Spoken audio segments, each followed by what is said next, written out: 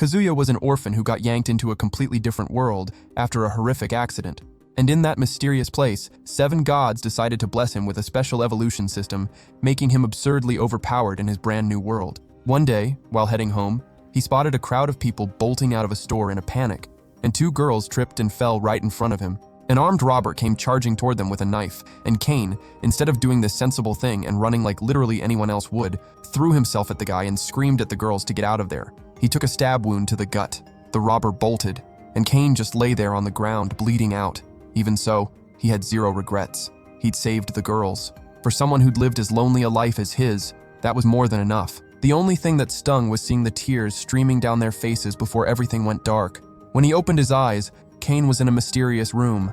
A maid came rushing toward him, sobbing his name, and moments later, a woman named Omami threw her arms around him, asking if he remembered her. Cain was completely lost, until he caught his reflection in a mirror and realized he was a little kid. After a week in a coma, the maid had figured the fever must have wiped his memory. Cain's mother asked Sylvia to go make some soup and left the 2 of them alone. Alone in the room, Cain was trying to wrap his head around how he'd ended up as a child again. Was he in an anime? Some kind of isekai? He started tearing through the room looking for powerful weapons, and found absolutely nothing. Then he tried checking whether he still had, a guy's most important personal asset. Sylvia completely misread the look of discomfort on his face and assumed he'd wet the bed, and Cain wanted to crawl into a hole and die right then and there. Once she stepped out, he started piecing together his new identity. Cain von Svord, 3 years old. Father, Galm, a high-ranking margrave responsible for protecting the kingdom from monsters. Mother, Sarah. A sister named Rain, and 2 older brothers from his father's second wife, Magna. His dad was a man of culture, and the sheer existence of monsters and adventurers in this world was all Cain needed to get absolutely hyped about magic. Sylvia promised to teach him magic if he learned to read first, so he got to studying immediately. Cain decided he wanted to stay in this world forever. His old life had been way too empty, especially after losing his parents and his grandfather. At dinner, Galm was floored to find out his son could already write, and Raina mentioned he was also crushing it at math. Sarah concluded her son was a genius. Cain, playing it humble, told Sylvia she was the greatest maid in the entire world, which made his parents side-eye him hard, wondering why he was suddenly so into studying. Sylvia mentioned she'd given him some special milk from his mom, which made Galm deeply devastated that he'd missed that whole moment. Cain said he just wanted to learn everything about the new world so he could become an adventurer. Galm, impressed by the enthusiasm, gave him access to his entire collection of magic books, but with one condition: no actually using magic until the baptism ceremony at age 5. Sarah agreed, figuring there was no way her son would pull it off before then anyway. The thing was, Cain was already practicing magic in secret, and the moment he realized it was working, it felt like the greatest thing that had ever happened to him. One night during a practice session, he misfired a spell and burned his own hands, lost control for a split second, but came out of it completely pumped about his own powers. Raina barged into his room and revealed she already knew about the secret studying. Cain was relieved she had no idea how deep his abilities actually went, and she started filling him in on the outside world, including the legend of the first adventurer, Gin, the founder of the kingdom. Cain could barely wait for the baptism. When the big day finally arrived, he put on a fresh outfit. The whole family lost it over how good he looked, and they headed out through the city in horse-drawn carriages. Cain soaked up every detail of the medieval scenery like a kid at Disney World for the first time. Curious about divine blessings, he asked Rain to show him her status window. He was blown away by the stats, but noticed something was seriously off about hers. Rain quickly told him to forget what he'd just seen, and Cain played dumb like he had no idea what she was talking about. Meanwhile, Galm explained that the gods' blessings come in multiple tiers, ranked 1 through 5, each determining how gifted someone is in specific areas. At the church, the priest kicked off the baptism ceremony. Suddenly, a blinding light flooded the entire space, and Cain was teleported to a mysterious realm, where he came face to face with the 7 gods. They called him by his real name, Kazuya, and his first thought was, "Who in the world is that?" Zanim, the god of creation, introduced himself, looking like a dead ringer for Santa Claus, but with the ability to hear Cain's thoughts. They talked through his kind of pointless sacrifice. If he hadn't stepped in, the robber would have been caught anyway. But the gods had reincarnated him because he died trying to do the right thing, even when it wasn't necessary. And Cain had 0 regrets about any of it, because now he had an amazing family, he could use magic, and, internal thought, he could totally have a harem just like in the isekai stories. The gods then loaded Cain up with a whole spread of gifts. Reno, the god of magic, granted him magical protection. Zenim, the god of creation, offered his own blessing. The god of war turned him into a powerhouse fighter. The god of technology cranked his intelligence up to the max. The god of commerce gave him a special judgment ability and an item box. And the god of the earth locked him in with the best power for developing land. After a whole lot of laughs, the gods sent him back. The priest stood there with his jaw on the floor as the statue glowed and asked to see Cain's status window. Uncomfortable with that idea, Cain bolted to the bathroom to check it out himself and discovered that all his blessings were at level 10, double the highest level that existed anywhere in the world. Knowing he absolutely had to hide this, he used a secret ability called Hidden Status to mask his true strength. That night, at the birthday dinner with his family, Galm asked to see Cain's status window. He agreed and showed everyone. The reaction was complete chaos. Blessings from all 7 gods, a magic level above 340,000, and he was only 5 years old. More powerful than most full-grown mages in the entire country. His dad freaked out and made Cain swear to keep it under wraps. Cain reluctantly agreed and went off to bed. In his room, he found a notebook on summoning magic. Since Sylvia wasn't around, he decided to try his first summoning, hoping to get something cute and fluffy. Out in the yard, he activated the summoning circle, and instead of an adorable little creature, a massive, horrifying monster appeared. Rain and Magnus screamed in terror. Cain flashed back to a similar situation from before, but this time swore things would be different. He charged straight at the monster and took an absolutely devastating hit. Even through that insane pain, he promised himself he wouldn't let his family cry. He dug deep, pulled everything he had, and launched a powerful spell that made the monster vanish. As he lay there on the ground, he spotted the fluffy little creatures he'd been hoping to summon, and felt bad that he hadn't gotten the chance to pet them. But when he came to a few minutes later, he realized he was alive, and this time, his family was safe, not shedding a single tear. Cain understood that his powers could genuinely protect and help the people in this world. On his birthday, Galm asked his son what he wanted to be when he grew up. Cain, full of confidence, declared that he wanted his own harem. He meant to say, travel the world and help people, becoming an adventurer who protects everyone's smiles. Hearing that kind of determination, Galm promised to hire a tutor. Back in his room, Cain wondered what this tutor would be like, and when she showed up, he got so excited that he accidentally teleported himself outside and landed in the worst possible position. He apologized immediately. The butler introduced Cain's 2 tutors, Millie and Na. Inside the mansion, Millie was still recovering from the awkwardness while Cain noticed that Na was an elf. Galm asked them to keep things casual, and Cain asked the 2 to talk to him like they were friends. Millie was itching to get started, and they headed to the mansion's training area. Cain showed off his sword skills, and Millie was completely floored. To test his level, she proposed a practice duel. Cain went in, and she could barely keep up. Na started wondering if he had the God of War's blessing, and Cain privately admitted to himself that he probably needed to keep that under wraps. Wiped out, Millie asked Na to take over magic lessons before Cain destroyed the whole property. Na revealed she had level 3 magical protection, but Cain already had the basics down cold. He demonstrated that he could summon magic from every single element, and his spells blew straight through the stone targets like they were made of tissue paper. He also revealed that he had the God of Magic's blessing, which basically meant the tutors were more for show than anything else. Millie spiraled into despair, thinking she had absolutely nothing to teach him. He pulled a cloth out of his item box, and the 2 of them realized they were completely out of their depth. Cain suggested they study outside the mansion to avoid wrecking it, since he'd never actually been out there. Millie and Na figured exploring the world would be good for him, and explained to Galm that Cain's abilities were way too powerful to be contained in the house. Galm absolutely lost it when he heard the extent of his son's power. He'd seen this day coming, but had hoped Cain would be older when it happened.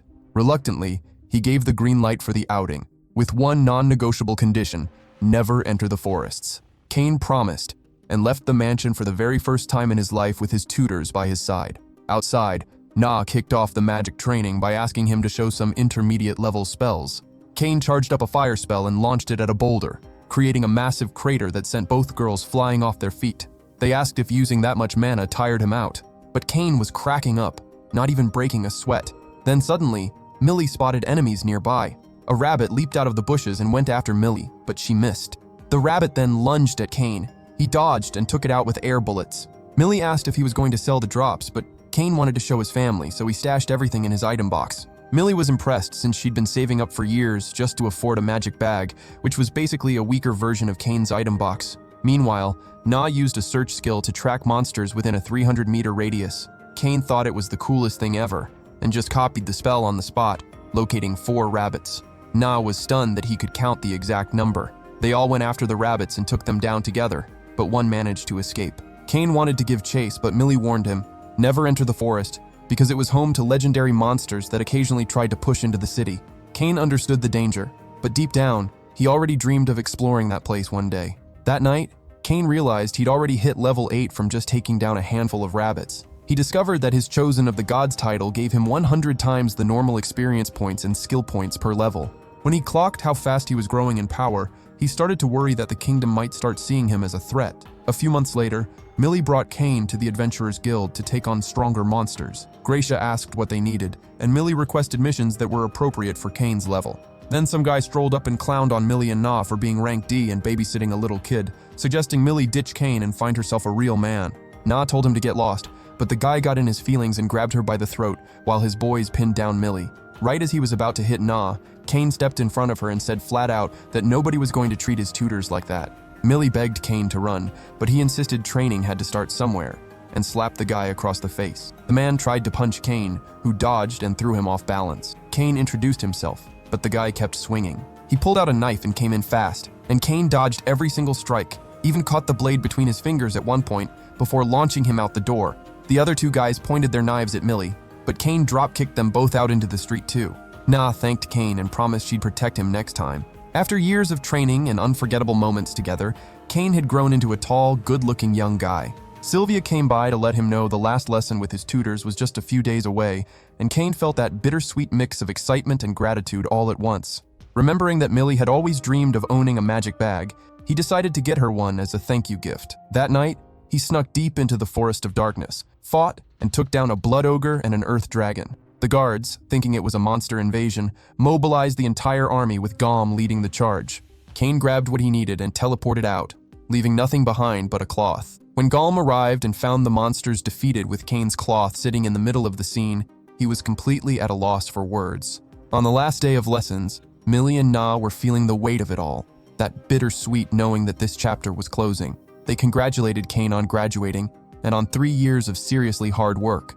Cain thanked them and handed over the magic bags he'd made, explaining he'd crafted them from materials collected in the forests, and assured them they wouldn't hold too much, just enough for an entire mansion. Millie, in shock, pointed out that the most expensive magic bags on the market could only hold the contents of about 2 carriages, but she relaxed when Cain revealed he'd enchanted the bags to become impossibly heavy if anyone else tried to carry them. Millie and Na thanked him through tears and promised they'd always be there if he ever needed them. And just like that, their long journey together came to an end. Months later, Cain ran into a red dragon deep inside a cavern and one-shot at it. He noticed his magic level had blown past 80 million and earned the title of Dragon Slayer. 2 more years passed. Now 10 years old, Cain was gearing up for a noble birthday celebration, and the trip would take a week if no monsters showed up to crash the party.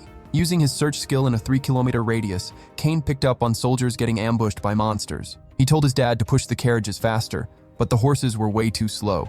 Cain leaped off the carriage like he was straight out of an Iron Man movie and used wind magic to blast forward at full speed. He saved a soldier who was completely cornered and used the air cutter skill to wipe out the monsters surrounding him.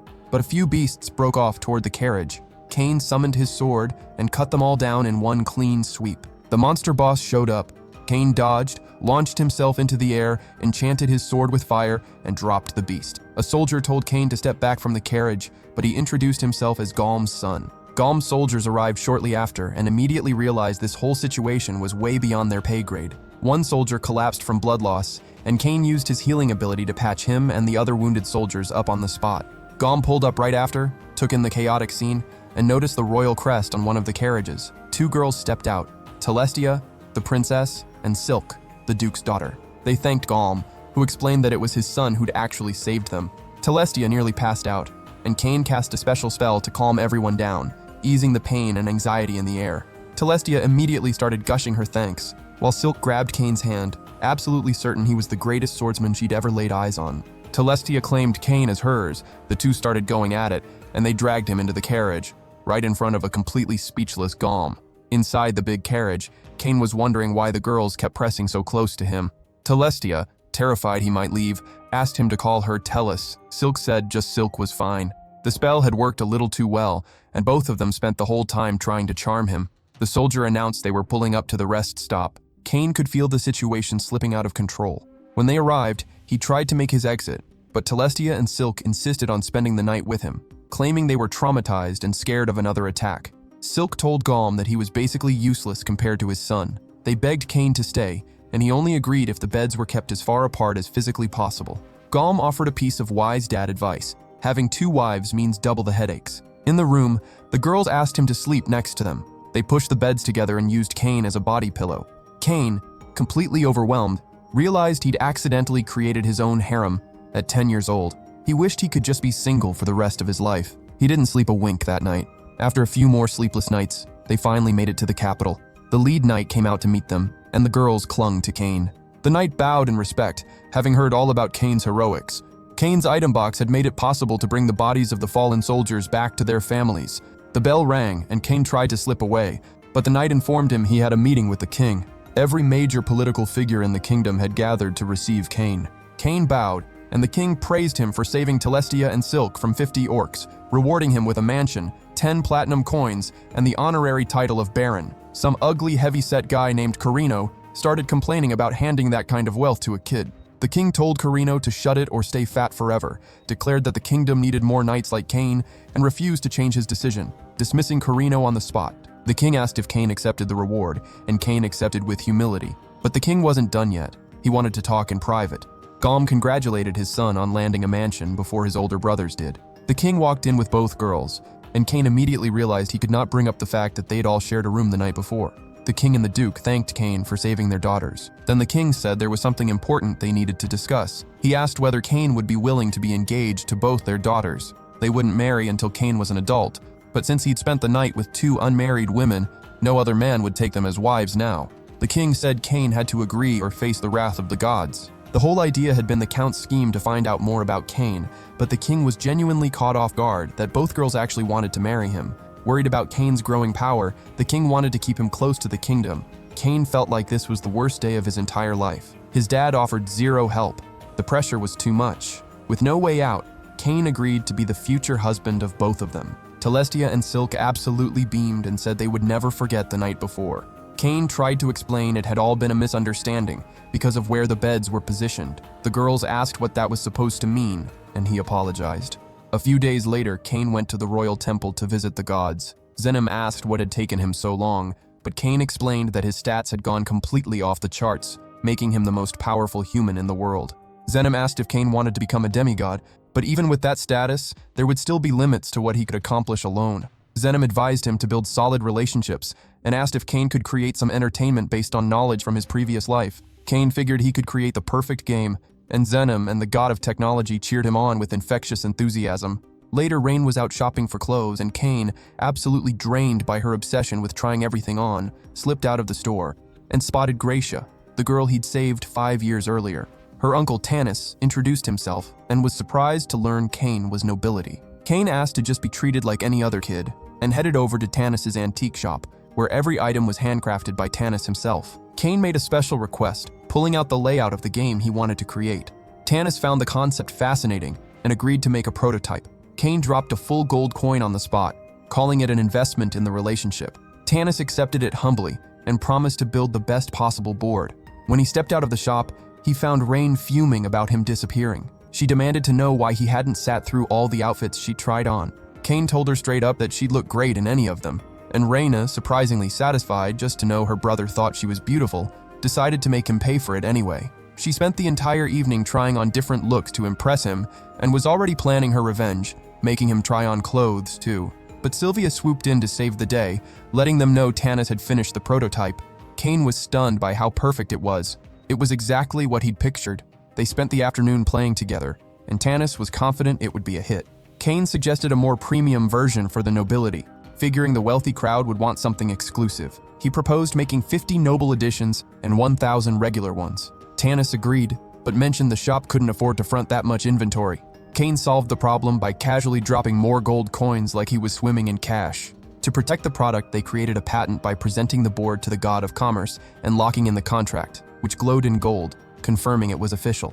Cain had one more request, an over-the-top exclusive set just for the royal family. Tanis was honored, and Gracia was impressed by Cain's connections. Somewhere in the back of his mind, Cain had a feeling the gods were probably already having a blast playing the game he'd created for them. The next day was Cain's official debut ceremony. Galm warned him to watch out for fathers trying to introduce their daughters. Cain joked that he was going to build the greatest harem of all time, leaving Galm floored by the audacity. Inside the castle, Kane spotted Carino with his sons and found the whole sight unpleasant. The Duke and Silk came over. The Duke's smile made Kane uneasy, but he thanked him for rescuing his daughter. Sensing he was in a tight spot, Kane went all in and told Silk she was the most beautiful girl in the entire kingdom, promising he would never leave her side. Galm, not about to let his son win that easy, told the Duke that Kane was the real main character, and the two walked off together. Galm muttered that his son didn't act anything like a normal 10-year-old. The royal guard sounded the trumpets, and the king made his grand entrance. Kane was so caught up staring at the princess that he barely caught a word of the speech. Afterward, he went to greet the king and told Celestia she was more beautiful than a goddess, but reeled himself in before going too far, promising he would never leave her. The king was impressed by Kane's charm and complimented Galm on raising such a son. Kane apologized for being too informal and presented the king with the board game he'd developed. The king got curious and ordered Kane to come to his chambers later to explain it, or be executed.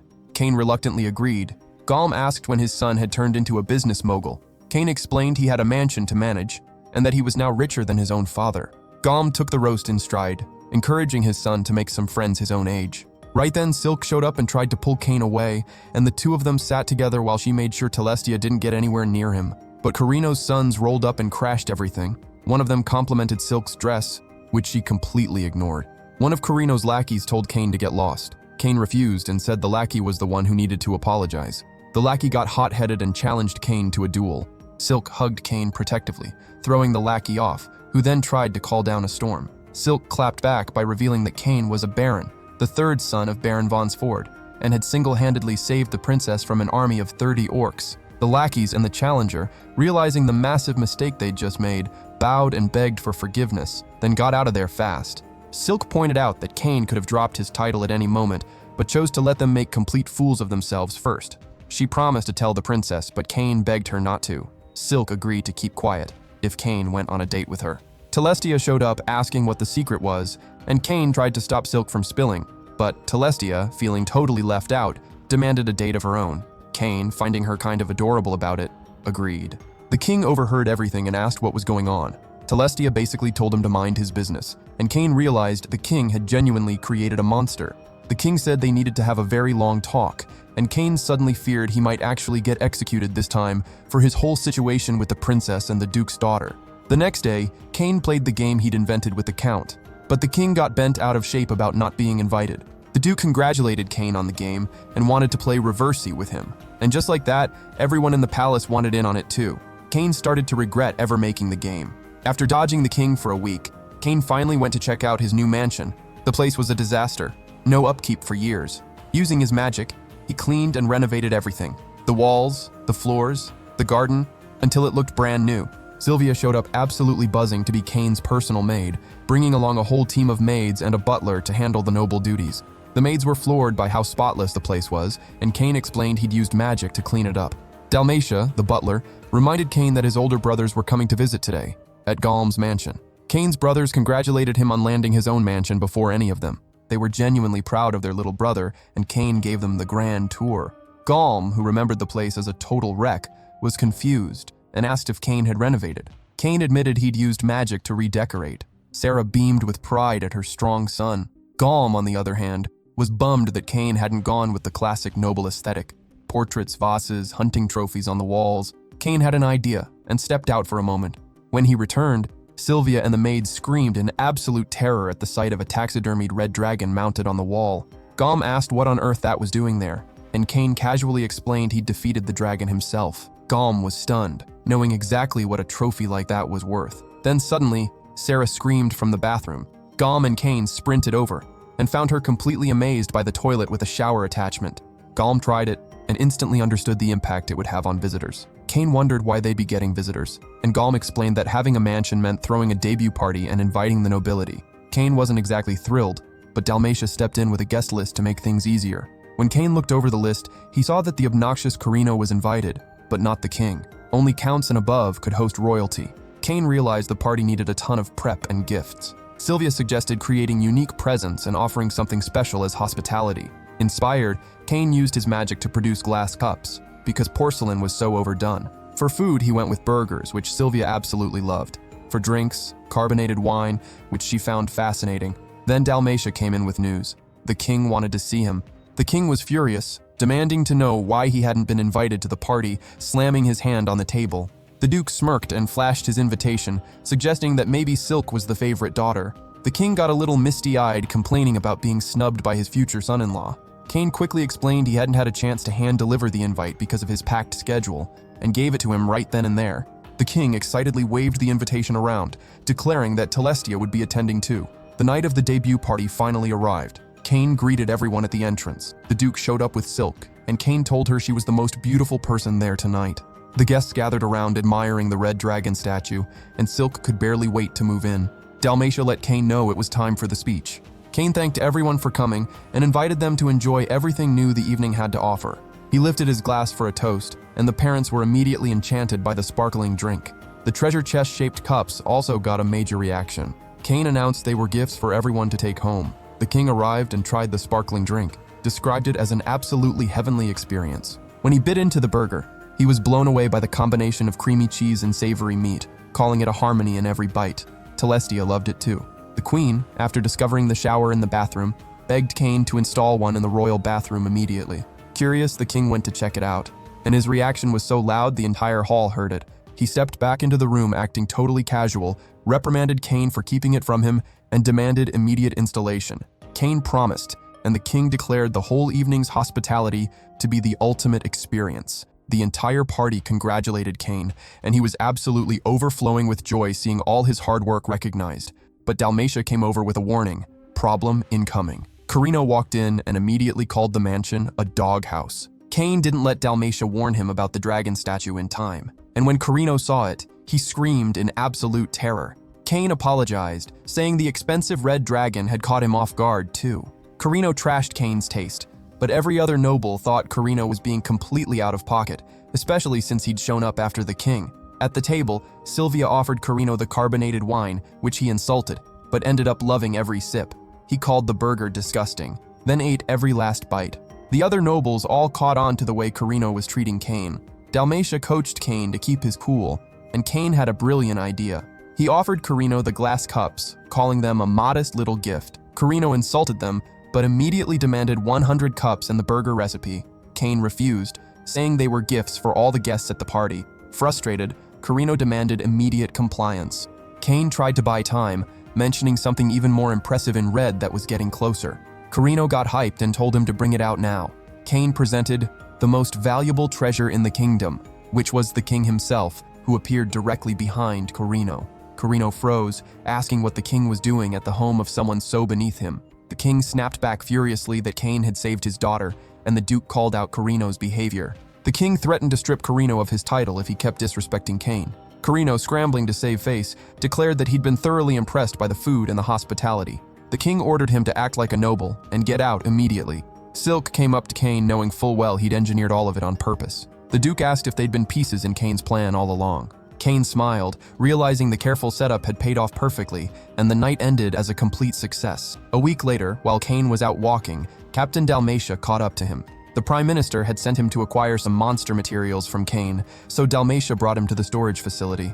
But Kane found the place way too small for what he was carrying. Dalmatia was thrown off, asking if Kane had materials as big as the dragon in the mansion. Kane clarified that one was actually a legendary earth dragon, the kind no squad of top adventurers would ever stand a chance against. Dalmatia was shaken, but guided Kane to release the monsters out in the open field. Kane started pulling rare monsters out of his item box one by one. Seeing the absolutely wild quantity of them, Dalmatia asked if Kane was some kind of hero or a disciple of the gods, and Kane nearly had a panic attack.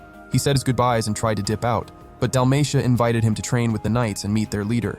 Kane realized he'd gotten himself into yet another situation. Dalmatia introduced Kane to the soldiers and announced they'd be sparring with him. One soldier, uneasy about fighting a kid, suggested Kane go first. Kane agreed, activated his enhancement, and dropped the soldier in the blink of an eye. Trying to leave, Dalmatia pushed him to take on all the soldiers at once. And just like that, Kane found himself going up against the entire army. Just when he was about to get completely overwhelmed, the leader shouted for everyone to stop. She asked why the whole army was jumping a kid, then pulled Kane into a hug to comfort him. Kane had no idea how to react when he realized she was an elf. She demanded an explanation from Dalmatia, who revealed that Kane had saved the princess from 30 orcs. Understanding the full picture, she challenged Kane to a personal duel, radiating an absolutely terrifying aura. The soldiers were already writing Kane's obituary in their heads. Kane noticed she was using a real sword and asked why. She said it was more fun that way, and charged.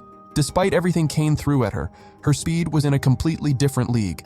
She boosted her physical abilities and their blades clashed, stunning the watching soldiers. Kane tried every tactic he had, but couldn't crack her defense. Finally, he used teleportation, materialized right beside her with his sword at her throat, declaring the duel over. The elf, experiencing what she described as the greatest thrill of her life, threw her arms around Kane and declared she was going to marry him. Kane, completely stunned, pointed out they'd literally just met. She introduced herself as Tefana, the Duke's daughter, and assured him that elves live 300 years, so she'd be staying young for a very long time. Kane tried to dodge the situation by saying he'd need her father's approval first. She shot back that her family hadn't let her come home without a spouse. Tefana decided to take it straight to the king, dragging Kane along with her. Kane was pretty sure this was the worst possible outcome as they walked toward the palace. Inside the castle, the king was surprised to see Kane back so fast. Tefana, with a completely different energy now, announced they were getting married. The king asked for an explanation, and Kane explained that he'd beaten her so thoroughly with a wooden sword that now she wanted to marry him. The other girls hadn't heard about this yet, but that was the least of his problems. Galm explained that Tefana wasn't just the leader of the army, she was essentially a princess of the elven kingdom. The king revealed to her that Kane was already engaged to his daughter and the Duke's daughter.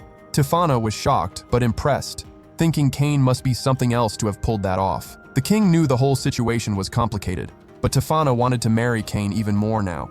The king said he'd only discuss it further if she brought back permission from her father. Tefana agreed and told Kane they'd be sparring with wooden swords to build a deeper bond. The king wondered how his strongest knight had been beaten and questioned Galm about Kane's story. Galm had no answers, but Dalmatia recalled that Kane had panicked when the gods were brought up, which left the king suspicious. The count suggested testing Kane by showing him a mythical book. Kane, absolutely exhausted from a week of training, heard Tefana calling and tried to slip away, but Dalmatia dragged him to the king's chamber. The king asked why Kane looked so miserable, and Kane told him straight up that staring at the king's ugly mug was getting old. The king brushed off the insult and said he had something to show him. The count presented a magic book of emperor-level power, inherited from the very first king, Gin. Kane asked if he could read it, and the king gave permission. As he read through the book, Kane realized he recognized every single spell and was excited to learn how to execute them. The king then revealed that the text was written in a language nobody else could read, Japanese. Kane realized the first king had also been reincarnated. The king asked Kane to explain who he really was. Kane, deciding to trust them, revealed that he carried memories of a previous life in Japan, the same land the first king had come from. He apologized for not coming clean sooner. Galm asked whether Kane was genuinely his son, and Kane confirmed that the gods had told him so back when he was 5. The entire room was stunned that Kane had actually met the gods. Galm asked to see Kane's real status, and full-on panic swept the room when they saw the numbers that went beyond human limits. The title of Chosen of the Gods meant Kane was the pinnacle of humanity, and even kings should bow before him. Kane begged them to treat him the same as before, explaining that even with the memories of his past life, this was the life he'd always wanted. A family that loved him, and abilities that could actually protect people. The king accepted the request and promised nothing would change, but joked that maybe Kane should just become king. Right then, Tefana walked in with her father's blessing to marry Kane, adding another to his ever-growing roster. She pulled him out of the room, and the Duke assured the king that Kane would always be the same person. The king ordered everyone to protect Kane's secret and wished him well in protecting the kingdom, his family, and anyone who needed him. In the years that followed, Kane threw himself into reading the book Gin had left behind. The book said that if anyone could read it, they were probably from Japan, just like Gin, who went on to describe his whole story, including how he got hit by an isekai truck and ended up in this world. Unlike Kane, Gin hadn't been reincarnated.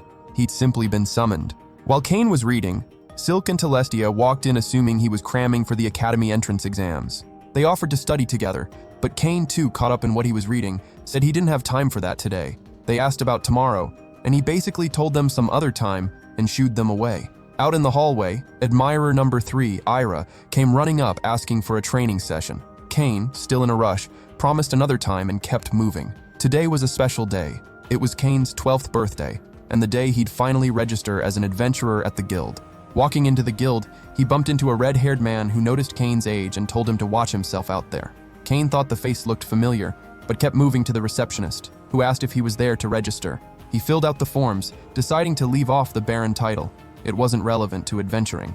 After handing in the forms, the receptionist asked him to prick his finger for a blood-based magic test and handed him his rank G adventurer card. Cain thought back to his tutors who were rank D and found himself wondering how they were doing. The receptionist introduced herself as Gracia, but 3 guys interrupted, trying to convince her to drop Cain and hang out with them. The leader tried to kick Cain and hit the floor on his own. The other 2 came in together and crashed into each other. When the leader pulled out a sword, Cain calmly told him to hold on. That's when the red-haired man stepped forward, offering to deal with the troublemakers himself, and they bolted the second they recognized him. It was Claude. Cain thanked him, though Claude had a hunch Cain would have been just fine on his own. Claude invited him for a drink, fruit juice, since Cain was only 12. Curious about Cain's skills, he asked about his training, and Cain mentioned his tutors. Claude was impressed and raised a glass to Cain, officially becoming an adventurer.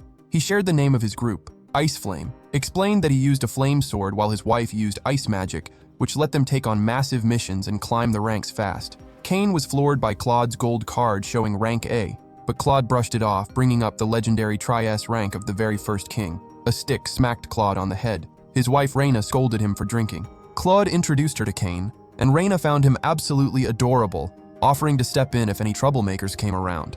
Claude explained Cain was more than capable of handling himself. Reyna threatened Claude and dragged him off by the ear, leaving Cain thoroughly entertained by the whole scene. Cain wondered what kind of mission to take on as a rank G adventurer. He considered hauling items around using his item box, but that sounded way too boring. That's when he spotted a mission to eliminate as many goblins as possible, with no cap on the reward. Pumped up, he grabbed the mission and bolted out of the guild, only to get intercepted by Tefana, who had finally tracked him down. She asked what he was doing, and Cain explained he was heading out on his first real adventure. Tefana immediately dropped whatever she had planned and tagged along, no matter how hard Cain tried to shake her. Deep in the forest, Tefana was eating it up, loving the scenery and the rare alone time with Cain. Cain used his search skill and picked up a group of goblins up ahead. Tefana bolted forward excitedly, telling Cain to keep up. When they got there, they spotted a civilian in serious trouble. Cain quickly hit the civilian with a healing spell, while Tefana charged straight at the goblins, dropping them one after another without breaking a sweat. A larger group showed up, and Cain used magic to buff Tefana's physical abilities. She thanked him, and kept tearing through them ferociously, swearing she'd stay by Cain's side no matter what went down. Cain couldn't help thinking that Tefana was completely unhinged, but he let her handle the goblins. Meanwhile, a pack of green lizards appeared, and Cain told Tefana he'd take care of them. She ran off with the civilian, and Cain used light and ice magic to wipe the lizards out clean. Tefana called him the best husband in the world. Later, Millie and Na stumbled upon a massive crater where the lizards had been, that deja vu feeling hitting all over again. Back at the guild, Cain told Gracia he'd taken out the green lizards and asked whether he'd still get the reward even though he hadn't officially accepted that mission. Gracia was floored. Wiping out a pack of green lizards was normally a rank C job. Cain mentioned he'd eliminated around 30 of them.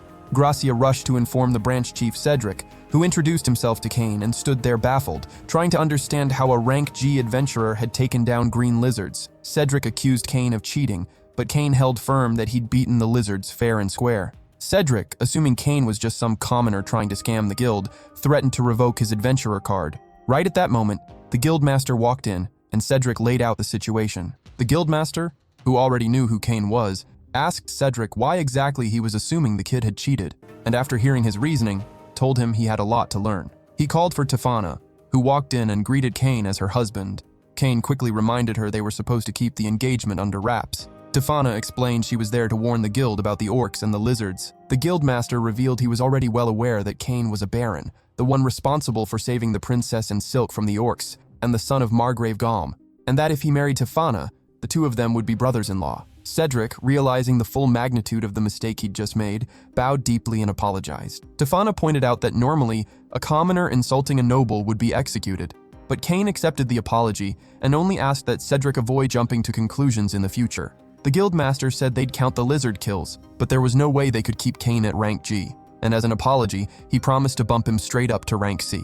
Tefana thought rank C was laughably low, considering Cain had soloed a red dragon and beaten her in duels. Cedric, genuinely curious about Cain's strength, agreed. The guildmaster ordered Gracia and Cedric to handle the paperwork, apologized for his subordinate's behavior, and thanked Cain for his patience. He also took the moment to thank Cain for looking after his sister, who had probably forced the whole marriage thing. Tefana, bursting with pride, brought up their first joint mission together, which only created even more misunderstandings. Her brother, knowing full well how lonely and clueless she could be, gave Cain a reassuring look. The gods, watching all of this unfold, noted that Cain never changed. The god of magic questioned why Zenem had doubled Cain's blessings in the first place. Zenem explained that Cain needed to get even stronger, because the seal on Aaron was on the verge of breaking, putting the entire world at risk. To prepare, the gods agreed that Cain would need to train under a mysterious figure. On the day of the entrance exam, Cain woke up late. Sylvia panicked, blaming herself for not getting him up in time, and desperately tried to offer him breakfast. Cain ran out, promising he'd have her special milk later, which absolutely crushed Sylvia. He teleported to the exam site and found himself wondering why Telestia and Silk weren't sitting the exam alongside him. The professor kicked off the 2-hour written test, and Cain finished in 30 minutes thanks to everything he'd carried over from his previous life. He spent the rest of the time asleep. After the written portion, the professor led the group out to the open field for the magical assessment. The instruction was to cast each student's most powerful spell at a target, with a defensive barrier in place for safety. The other students went first, tossing fireballs one after another. When it was Cain's turn, he decided to just throw a basic fireball, but the fireball came out blue. Everyone's jaw dropped. The professor, who had never seen a spell that powerful in his life, tried to stop him, but Cain let it fly anyway. The fireball obliterated the entire field. Everyone was stunned into silence. Cain had figured that using a beginner-level spell at full force would be safe enough because of the barrier. But the professor was petrified seeing that kind of raw power coming from someone so young. He quickly confirmed nobody was hurt and moved straight on to the next phase, the swordsmanship exam. In a new field, the professor introduced the adventurers brought in to oversee the sword exam, and Cain recognized Claude among them. Claude was curious about Cain's presence and decided to duel him personally to evaluate his skills. Knowing Claude was a rank A adventurer, Cain activated his skill enhancement and charged forward. Their blades clashed, and Cain dodged every attack that came his way. Despite Cain's requests for Claude to dial it back a little, Claude was having too much fun and activated his own enhancement. Even at boosted speed, Cain managed to block every attack, but he was worried about accidentally shattering the other students' bones with a fight this intense. The professor screamed for them to stop while the other students stood there shaking. Claude acknowledged he'd taken it too far and promised a rematch later, but the professor shut down the exam and asked Cain to come back later for his results. Cain was uneasy about the whole situation, but Claude acted like absolutely nothing had happened. At home, Sylvia asked if Cain wanted some of her special milk, but Cain tried to dodge it by saying the exam had gone fine and everything was cool. Sylvia was happy to hear it and wanted to celebrate with the milk, but Cain said he wasn't hungry. Sylvia, knowing that was a flat-out lie, got hurt and ran off crying. Later, Cain was summoned to the castle. The king, already bracing for bad news, asked what Cain had done this time. Cain, completely at his limit, exploded and threatened to use Emperor-level magic to blow the entire castle sky-high if these meetings didn't stop. The king told him to zip it and asked which gate he'd entered through since Telestia and Silk hadn't spotted him. Cain explained he'd come through the south gate and never crossed paths with them. The king pointed out that the academy has 2 entrances, one for nobility and one for commoners. Cain, the realization hitting him like a truck, went red with embarrassment. The king scolded Cain for causing yet another disaster and mentioned that the professor had gone to the Duke about the incident, and the Duke found it completely on brand for Cain and laughed his head off. The repair bill was brutal, and Cain deeply regretted not being more careful. On the day results were posted, Cain scanned the list for his name and couldn't find it. Silk came running over, congratulating him on being at the top of the class. Her father had poked fun at Cain for using the wrong gate, but after hearing that Cain had leveled the entire field, Silk was thoroughly impressed. She dropped a hint about wanting Cain to wreck hers too, but Cain knew that road had no good ending. At the school entrance, Rain sprinted up to her brother, congratulating him on being chosen to give the valedictorian speech. She hugged him tight, completely bursting with pride. Meanwhile, Sylvia was still spiraling at home, wondering if anyone would ever want her milk. When Cain got back, she tried offering again. He shot her down bluntly and hurt her feelings. She hugged him anyway, congratulating him on passing, and said she always knew he'd make it. To celebrate, she promised to produce her very best milk for him that night. Cain thought she had to be losing her mind, and the butler tried to smooth things over. Deep down, Cain figured Sylvia was never going to get a boyfriend with this kind of behavior. During the ceremony, Cain waved to his supporters, including Sylvia, who was doing her best to hide how wounded she still felt.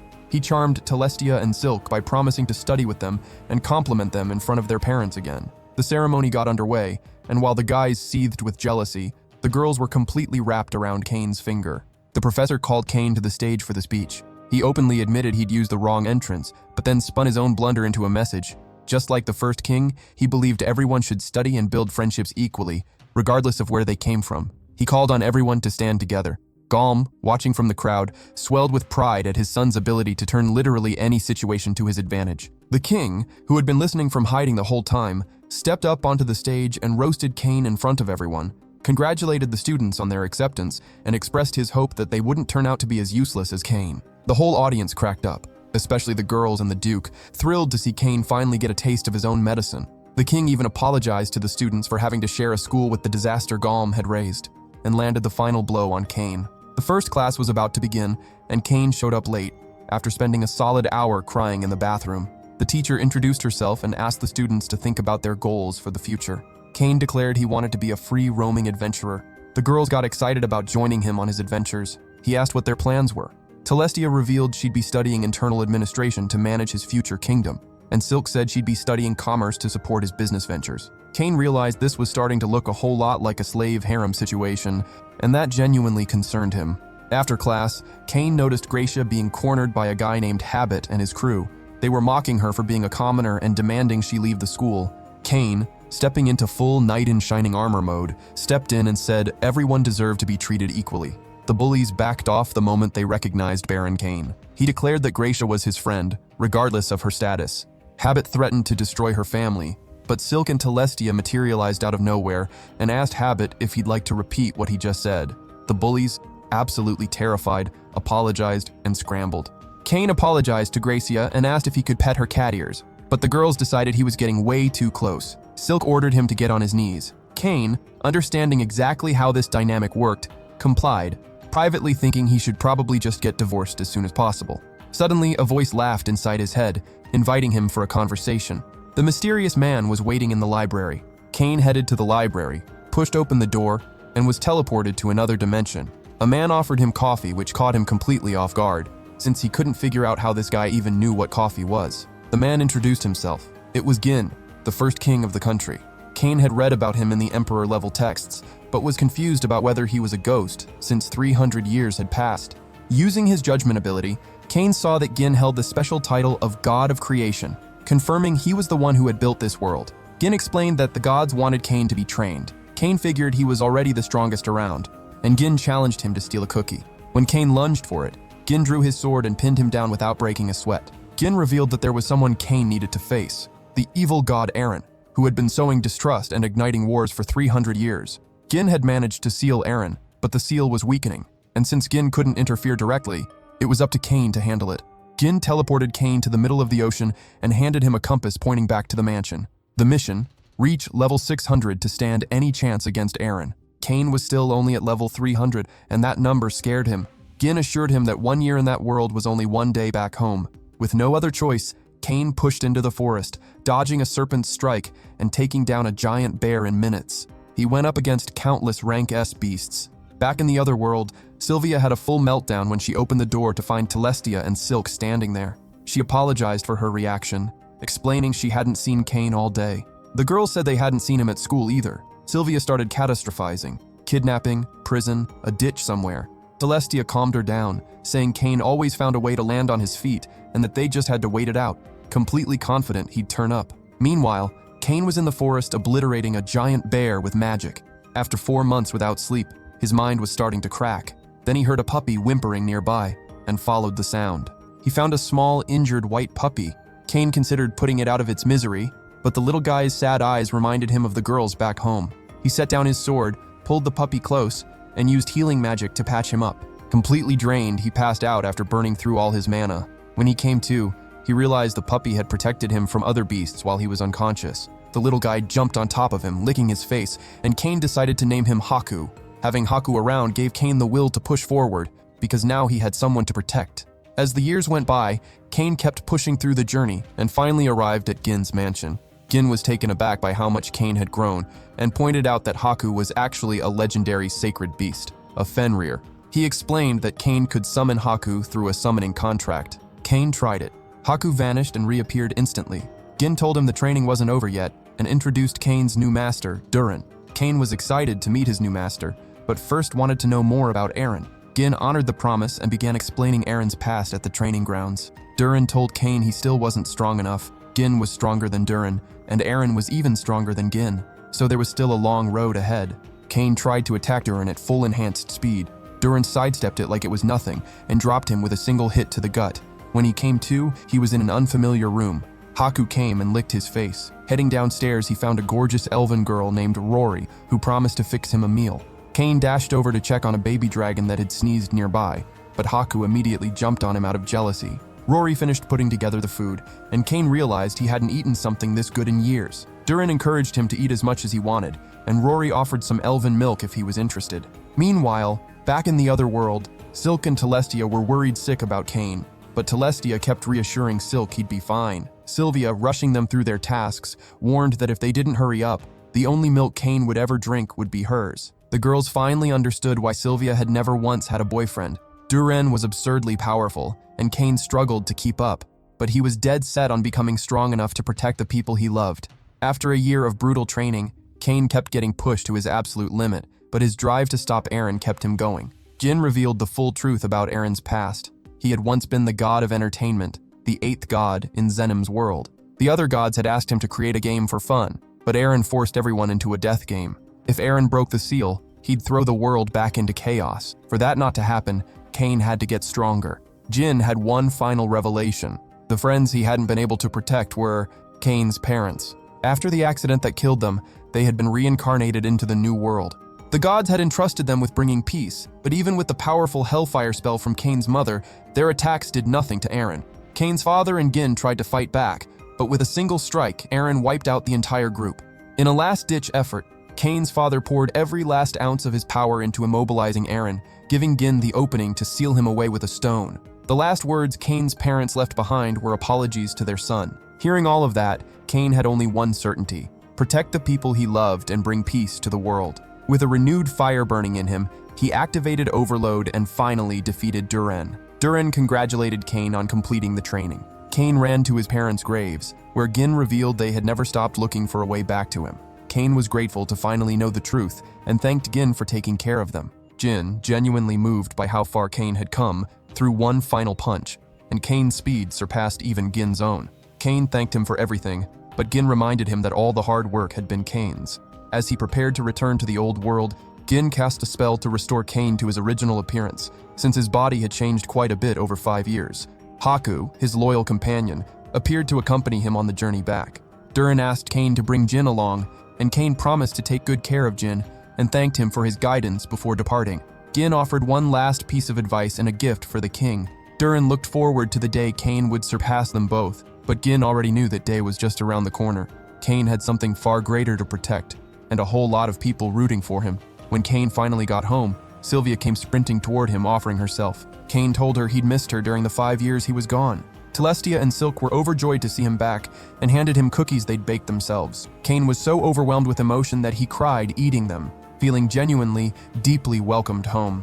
The king read the letter from Gin, the first king, and doubted it was real, until Kane explained that Gin had created another world and lived there as the god of creation. As proof, Kane pulled out a legendary katana that had slain a black dragon. The king finally believed him, but found himself wondering what kind of training that letter was even describing. Kane walked him through 5 brutal years of fighting monsters and surviving life-or-death battles every single day. The king was stunned, especially because Kane looked exactly the same as before. The Duke reminded Kane that he'd forgotten to complete an important mission required to maintain his rank A status at the guild. The guildmaster had warned that his license would be revoked if the required tasks weren't completed. Even though Tefana was annoyed with him, Kane was focused on keeping his rank. The guildmaster explained that Kane needed to take down 10 bandits between Gracia's town and the royal capital to hold on to rank A.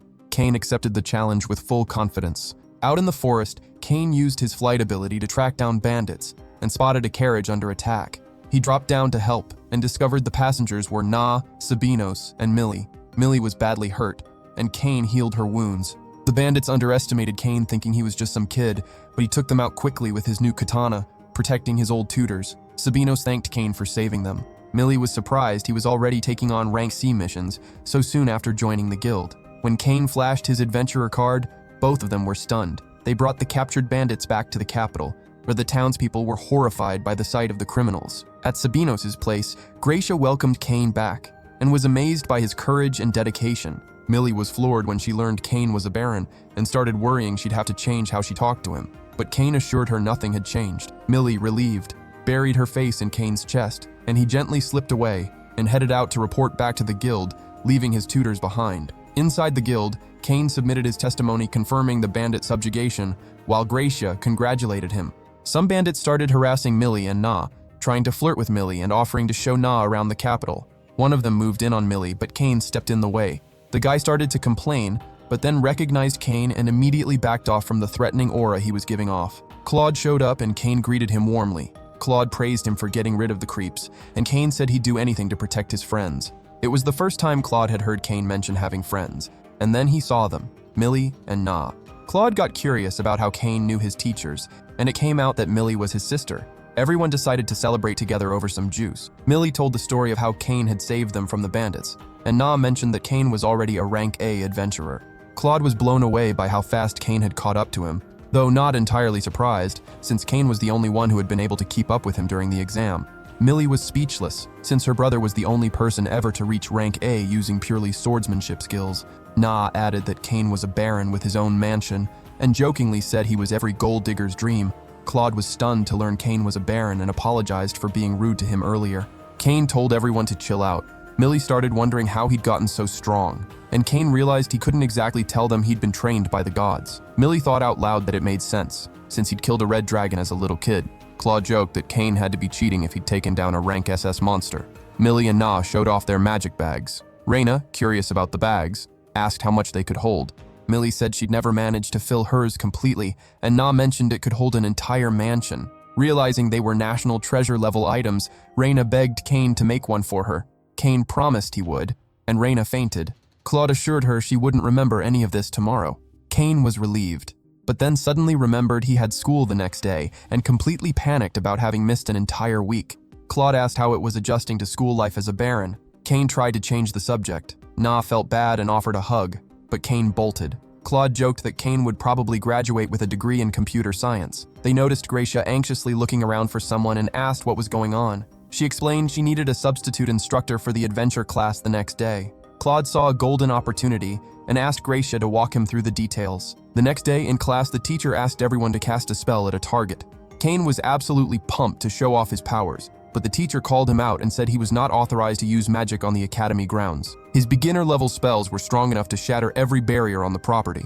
Outside, peeking in, Claude's group watched Kane struggling to fit in and decided to step in and help. Later in the adventure class, the teacher introduced a few guest adventurers. Claude asked the class who among them were adventurers and told them to show their guild cards. When everybody raised their hands, Kane hesitated. Claude whispered for him to pull out his card, but Kane didn't want to make everyone else feel bad.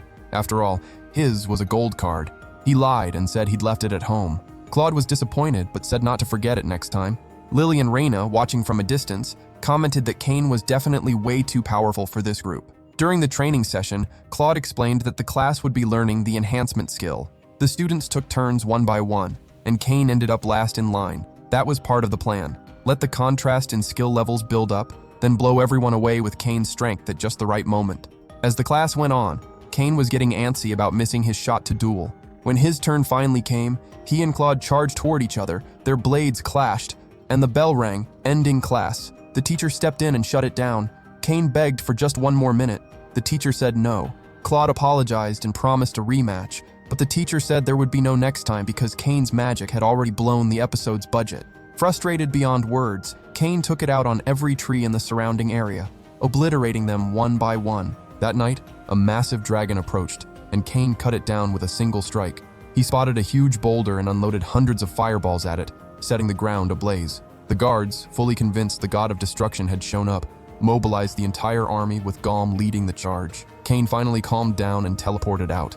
When Galm arrived at the crater, he found Kane's emblem there once again. In the king's chamber, the king confronted Kane, convinced that the god of destruction had manifested after the entire forest went up in flames. He demanded an explanation, and Kane scrambled to come up with a justification, eventually breaking down in tears. Meanwhile, far away, a goblin stumbled upon a mysterious orb.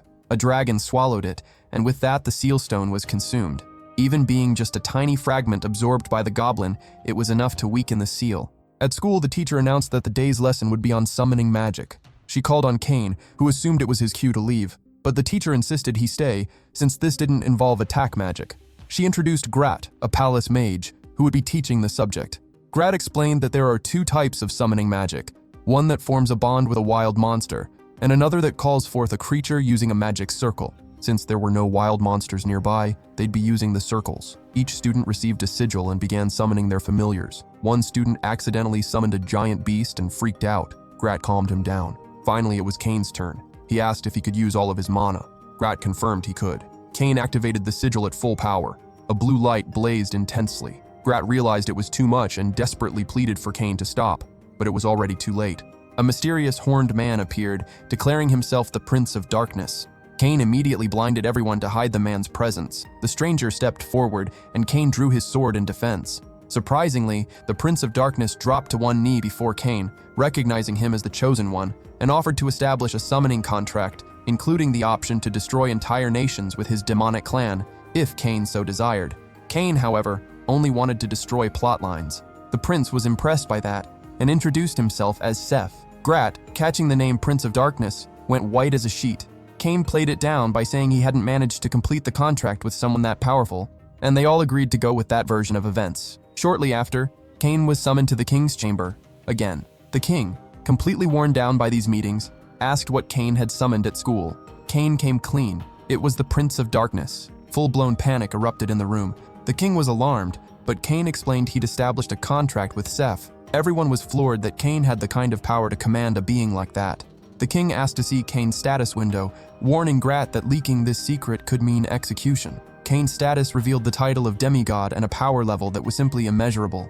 Grat bowed low and pledged total loyalty. The king, grasping the full scale of Kane's power, considered addressing him as master, but agreed to keep treating him as before. He decided to give Kane a city, believing that whoever can protect a city can protect a nation. Sylvia heard the news and congratulated Kane, promising to give her absolute best. Kane tried to decline, but she wouldn't hear it.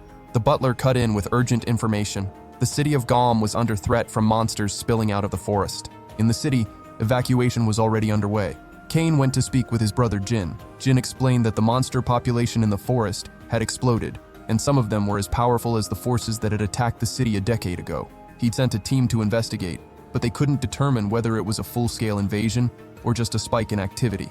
Because of that uncertainty, they couldn't commit too many nights, and were playing it cautious. Kane offered to go into the forest himself. Jin thought he was too young for that.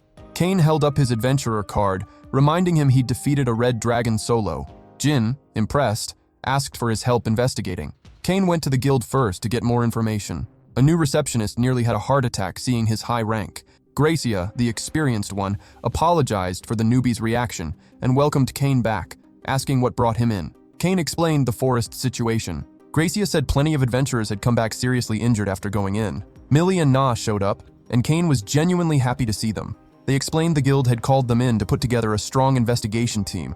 Kane pretended to be upset just to have an excuse to look at them a little longer. Millie mentioned her brother and his wife would be joining soon. Kane told Gracia he'd investigate the forest alone, but she insisted he bring someone. Kane assured her he had company. In the forest, Kane summoned his two pets who greeted him affectionately, then immediately acted like they couldn't care less. Using his search skill, he sensed something dark, but couldn't pin down what it was. He decided to summon the Prince of Darkness. Seth dropped to one knee, ready to serve. Kane asked him to scout the forest, sensing something off. Seth felt an absurd concentration of high-level monsters and asked permission to summon a subordinate. With Kane's go-ahead, Seth summoned Delmia, one of the 4 celestial kings who specialized in intelligence gathering. Delmia, stunned to see Kane, recognized him as the chosen of the gods and immediately pledged his service. Kane directed him to investigate. Delmia released a swarm of cockroaches to sweep through the forest, which absolutely terrified Kane, but they quickly located massive numbers of monsters. Kane wiped them out with a single strike. Delmia was in awe of Kane's power, realizing he could have wiped every last monster in the area all at once. Kane returned to the city, where Millie and Na were completely speechless at the rank S monsters he'd taken down. Claude showed up wondering where they'd found creatures that powerful. Kane explained they were all in the forest, and the strongest ones were even deeper in. Delmia's insects picked up on something trying to intimidate them, warning to stay back. Seth, not about to be intimidated, asked Delmia if he'd gotten rusty. They'd infiltrate the enemy's defenses, and Seth told Delmia it was a good chance to stretch their muscles. As they closed in on the source of the monsters, the Eye of Aaron spotted them and unleashed a massive horde of creatures toward the city. Thousands of monsters began surging forward, and Seth teleported to Kane's side to warn him the attack had begun. Cain instructed Gracia to put everyone on alert and asked Claude to rally the adventurers to hold the monsters back before they reached the city. Gracia warned it was too dangerous for Cain to go in alone. Cain assured her he had allies who were stronger than any rank A adventurer. Seth was deeply moved that Cain considered him a friend and swore his life in service. As they ran toward the forest, Tifana appeared, worried about the attack. Cain asked her to stay behind and protect the city and their home. Tifana vowed to defend it with everything she had, and Cain pushed forward. Running alongside him, Seth asked why Cain wasn't teleporting.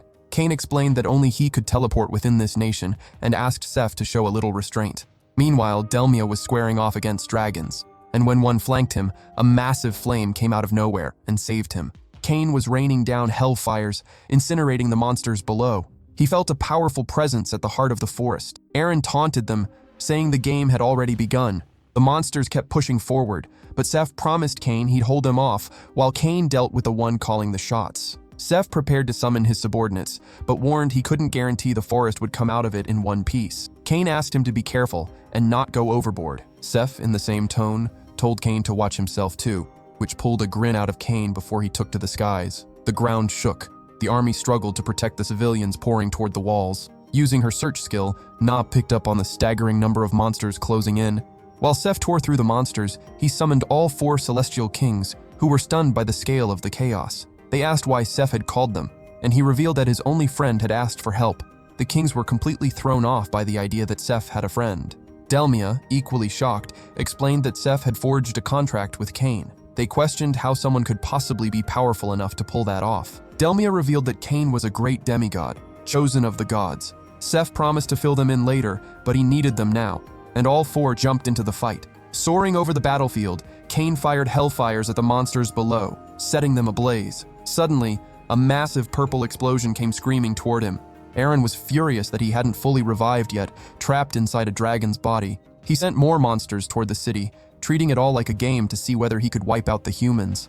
On the other side of the forest, Claude and the group spotted figures floating in the air and concluded they had to be Cain's allies. Na figured they must be those powerful friends of his, even if they were clearly struggling. Seth pushed the 4 kings to keep fighting to protect the humans. Na detected a threat closing in, and Millie and Claude charged forward to meet the beasts head-on. When Cain came face-to-face with Aaron, the god went into a rage because Cain looked like the people who had sealed him away. Driven by fury, Aaron decided to end Cain once and for all and launched a dragon breath. Cain dodged by a hair and felt the terrifying, destructive force of the attack. Aaron struck again, but Cain pulled back and hit him with a hellfire, which did absolutely nothing to Aaron. Meanwhile, Cain's allies were getting overwhelmed. Claude and Millie kept their heads up, determined to have Cain's back. Cain summoned Haku and Jin to help him against the dragon. The 3 of them dodged Aaron's attacks with skill, but Haku took a direct hit from a tail whip. As Aaron wound up for a killing blow, Na ran out of mana. Claude and Millie were at a standstill. Just as a massive beast was about to come down on Claude, iron lances punched through the creature's head, and Tifana arrived with reinforcements, stepping straight to the front line. Haku was critically hit. Jin threw himself in to protect him. Aaron wound up for another strike, and Cain threw himself in the way, declaring he would protect his friends because he loved them. Cain's determination wasn't coming from the gods, it was coming from his own heart. He activated Overload, and Aaron recognized that familiar light. Cain unleashed Sacred Sanctuary with one wish, to protect everyone. The 2 explosions collided, but Cain's determination began to overpower Aaron. Light burst from Cain and shot into the sky as he swore to protect everyone's happiness, and drew on the strength of his parents themselves. Haku and Jin clamped down on Aaron, breaking his attack. Seth and Delmia scolded Cain for the unnecessary destruction, but Cain insisted he was just trying to take down the black dragon. With the monsters finally pulling back from the forest, the attack was over, thanks to Cain. Claude ran in to hug Cain, but Tifana and Millie got there first. Cain felt a pure, genuine joy at being able to protect people in this world. Delmia praised him as a remarkable chosen of the gods, and everyone laughed together, confident that Cain was on his way to becoming one of the greatest heroes in history. Back in the king's chamber, the king was furious, demanding to know if Cain was responsible for the pillar of light that had been visible all the way from the castle. Cain tried to explain that the light should have gone straight through the black dragon, since intermediate-level magic wasn't cutting it, and he had to step it up to a higher tier. The king, exhausted and out of fight, accepted defeat, realizing that Cain was going to marry his daughter no matter what happened. He wondered what kind of reward to give for the victory. An advisor suggested a domain. The king decided to grant Cain his own domain. Cain stood before the king in the court and humbly accepted the domain of Doran. Back at Galm's house, Tefana hugged him in tears, revealing that Doran was a troubled city, with a corrupt adventurers guild that had driven away most of the nobility. Celestia thought it was unfair and wanted to go argue with her father, but Cain got fired up about the challenge of rebuilding the city and making everyone smile again. He asked everyone to help him. They agreed, but begged him not to go overboard. When they arrived in Doran, the guards quickly clocked Cain's high rank. The king's messenger reported Cain's arrival to the local lord. Shortly after, the guild threw a welcome party, which Cain shut down with a jet of fire. At a tavern, he spotted men harassing a cat-eared girl and put them in their place immediately, kicking them out the door in some very uncomfortable positions. Shortly after, Cain ended up getting thrown in jail, but escaped easily while chatting with his future wives. Seth came sprinting in full panic mode, revealing that his wife had caught him cheating and thrown him out of the house. His demonic wife, Lean, appeared, unlocking a whole new kind of storyline. Cain introduced himself, and when she asked about Seth, Cain called him worthless trash for cheating on a woman that beautiful. Impressed by the honesty, Lean expressed interest in joining Cain's harem. Seth warned that women change after marriage. Celestia and the others made it clear that Seth should have said something beautiful during the vows, which made the betrayal unforgivable. Cain had a strong feeling they were sending a message aimed at him. Lean praised the girls for being so real with her, and promised that if Cain ever made them cry, he would live to regret it. She allowed Seth to come home just to show him what true hell looked like, and Seth said his goodbyes to Cain, never to be seen again. Cain then stormed the church, exposed and dismantled the cult that had been pulling the city's strings from the shadows. He built a massive wall around the city. Zenim, watching it all unfold, was satisfied, because there were still many tasks ahead reserved for Cain. Tefana and the girls stood there slack-jawed at the size of the castle Cain was building, bigger than the king's own. Cain laughed, confident in his abilities and his own standing, knowing that in many ways he mattered more than the king.